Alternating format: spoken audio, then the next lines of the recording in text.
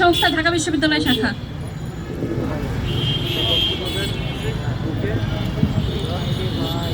আউযু বিল্লাহি মিনাশ শাইতানির রাজিম। বিসমিল্লাহির রহমানির রহিম।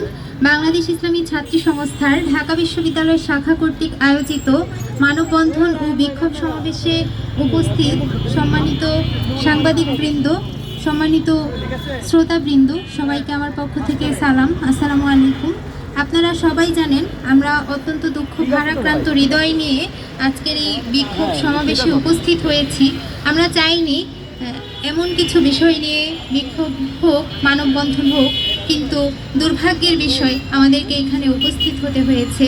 আমাদের জুলাই যোদ্ধা, জুলাইয়ের সম্মুখ সারির যোদ্ধা শহীদ ওসমান বিন হাদি, যাকে গুলিবিদ্ধ করা হয়েছে, গুলি করে হত্যা করা হয়েছে, আমাদের জুলাইয়ের কণ্ঠস্বর, যিনি আমাদের সবার জন্য ইনসাফ চেয়েছেন, আমরা অত্যন্ত দুঃখ ভারাক্রান্ত হৃদয়ে বলতে চাচ্ছি যে তার জন্য আমরা বাংলার জনতা, বাংলার ইন্টারিম ইনসাফ করতে পারিনি, যেটা আমাদের জন্য অত্যন্ত লজ্জার, অত্যন্ত দুঃখের।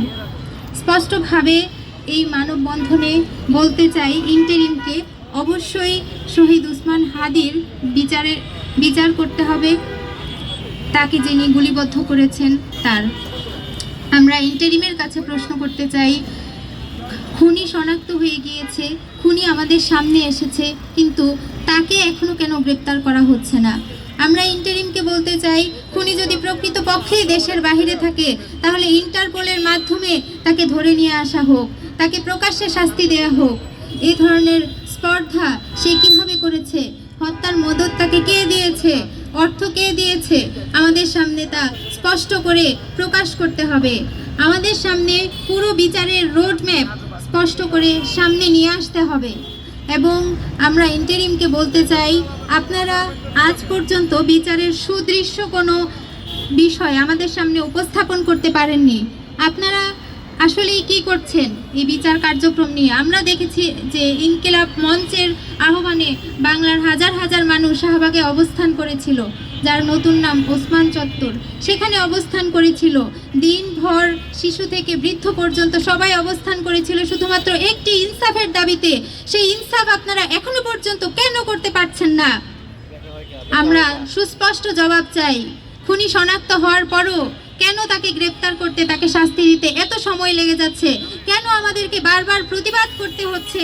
কেন আমাদের সভা সমাবেশ করে আপনাদের কাছে এই দাবি আদায় করতে হচ্ছে? আপনাদের এই নীরবতা বাংলাদেশের বিচারহীনতাকেই প্রমাণ করছে। আপনাদের এই নীরবতা শহীদ ওসমান হাদির রক্তকে মূল্যহীন করে দিচ্ছে।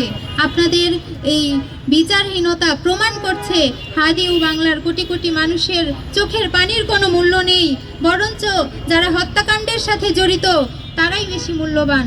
আপনারা এই হত্যার পরিকল্পনাকারী, অর্থদানকারী কাউকেই আমাদের সামনে এখনো পর্যন্ত আনতে পারেননি। আমরা এখান থেকে আপনাদের কাছে দাবি জানাতে চাই, এই হত্যার সাথে জড়িত প্রত্যেকটি ব্যক্তিকে আমাদের সামনে নিয়ে আসতে হবে এবং প্রকাশ্যে শাস্তি নিশ্চিত করতে হবে, যেন পরবর্তীতে কেউ বাংলাদেশ প্রেমী কোনো মানুষের পেছনে লাগতে না পারে, বাংলাদেশ প্রেমী কোনো নাগরিককে একটি টোকা দেওয়ার আগেও ভাবতে বাধ্য হয়। এই ধরনের শাস্তি নিশ্চিত করতে হবে। এবং আমরা আরেকটি বিষয় নিয়ে আজকে এখানে প্রতিবাদ জানাতে উপস্থিত হয়েছি, সেটি হচ্ছে অব্যাহতভাবে নারীদেরকে নিয়ে যে কুরুচিপূর্ণ মন্তব্য করা হচ্ছে। এবং আমরা সাম্প্রতিক সময়ে দেখতে পাচ্ছি শুধুমাত্র কোনো সাধারণ জনগোষ্ঠী নয়, বরঞ্চ একটি বিশেষ দলের নেতারাও এই ধরনের মন্তব্যের সাথে জড়িত হয়ে গিয়েছে। যদিও তিনি ক্ষমা চেয়েছেন এবং আমরা তার এই ক্ষমা চাওয়াটাকে পজিটিভলি দেখছি, কিন্তু তাও আমরা স্পষ্টভাবে বলতে চাচ্ছি, এই ধরনের ঘটনা কোনো বিচ্ছিন্ন ঘটনা নয়। আমরা ছাত্র সংসদ নির্বাচন থেকে শুরু করে দেখতে পাচ্ছি, যারা ছাত্র সংসদকে কেন্দ্র করে সামনে এসেছে প্রত্যেককে নিয়ে কিভাবে কুরুচিপূর্ণ মন্তব্য করা হয়েছে, কুরুচিপূর্ণ ছবি, ভিডিও, ফেক ভিডিও কিভাবে ছড়ানো হয়েছে, যা আমাদের নারীদের মানসিক বিপর্যয়ের কারণ। আমরা দেখতে পাই বাংলাদেশের সামাজিক প্রেক্ষাপটে বলা হয় নারীরা কেন নেতৃত্বের স্থানে নেই, নারীরা কেন এগিয়ে আসছে না, নারীদের এগিয়ে আসা নিয়ে অনেক ধরনের কথা গবেষণা আমরা শুনতে পাই, কিন্তু যখনই একজন নারী প্রতিনিধি, যখনই একজন নারী নেতৃত্বকে সম্মিলিতভাবে কুরুচিপূর্ণ মন্তব্যের শিকার হতে হয়, নানা ধরনের আক্রমণের শিকার হতে হয়, তখন আমরা দৃশ্যমান কোনো পদক্ষেপ দেখতে পাই না। তাহলে আপনাদের কাছে প্রশ্ন করতে চাই, যখন নারী প্রতিনিধিদেরকে এভাবে অপমান করা হয়, আপনারা কেন তাদের বিরুদ্ধে কোনো স্টেপ নেন না? তাহলে আপনাদের এই ধরনের আচরণে কি নারীদের সামনে এগিয়ে যাওয়ার পেছনে বড় বাধা নয়? এবং আপনাদের মুখে যখন নারী অধিকারের বলি আমাদের শুনতে হয়, তখন সেটা বেশ হাস্যকরী শোনায়।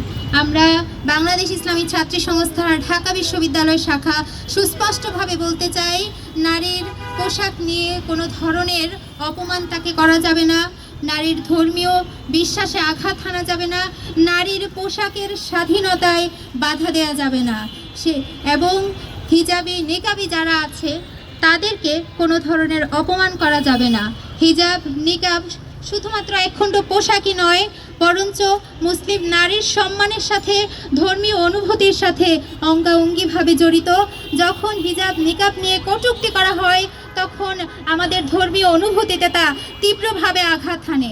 আমরা সুস্পষ্ট করে বলতে চাই, হিজাব নিকাব আমাদের পোশাকের স্বাধীনতা, আমাদের ধর্মীয় স্বাধীনতা, এবং এই ধর্মীয় স্বাধীনতা, আমাদের ধর্মীয় অনুভূতিতে, আমাদের পোশাকের স্বাধীনতায় যখন কেউ আঘাত হানবে, আমরা চুপ করে থাকবো না, আমরা অব্যাহতভাবে এর প্রতিবাদ করে যাব, আমরা বিচার নিশ্চিত করেই ছাড়বো ইনশাআল্লাহ।